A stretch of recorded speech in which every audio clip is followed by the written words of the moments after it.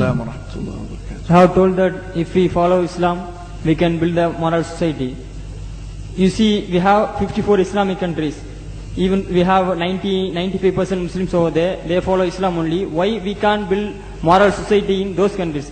Like Pakistan, Afghanistan, they have a civil war between the Shias and Sunni Muslims. Why we can't build moral society over there, even though they have follow Islam? We have 95 Muslims over there. That is, you have told that if we follow Islam. No, you mean to say that Afghanistan, Pakistan, these countries are following Islam, but there's still civil wars and fighting amongst Muslims like Shia and Sunni?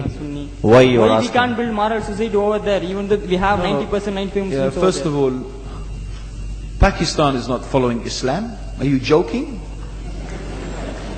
I'm saying not Pakistan, we have 90% Muslim. Muslim means follow Islam. But Muslim, what Muslim? What Muslim? I remember 15 years ago, it's not today and I heard it's worse. 15 years ago I remember going to a wedding in Pakistan. A wedding where men and women were mixing freely. Where the bride was dancing on the stage with all the male members of the family dancing on the stage. I am sure somewhere around, we probably hidden in a corner then, but I hear now it's open, drinking alcohol. What Muslim are we talking about? This was 15 years ago. Now I hear it's even worse. Oh yes, they're Islam. When the bride and the groom are walking to the car, they're holding the Quran over their head for blessing. That Islam? That's not Islam. What Islam is that? That's exactly the thing I'm talking about. That's why the Muslims are in such a mess. Because of this nonsense, this hypocrisy, actually they are insulting the Quran by doing that. Amongst all of this haram, they think that the Quran, holding it over their head, is going to bless them because they're holding it. What is that? Where did they get this from? So, I don't know what we're talking about. In fact, this is the problem. You see, the Muslim world itself is so far from Islam. So many.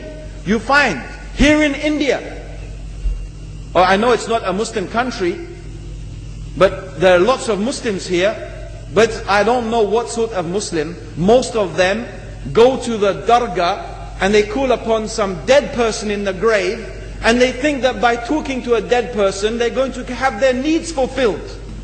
What's the difference between that and worshipping an idol? There's no difference, believe me. It's shirk.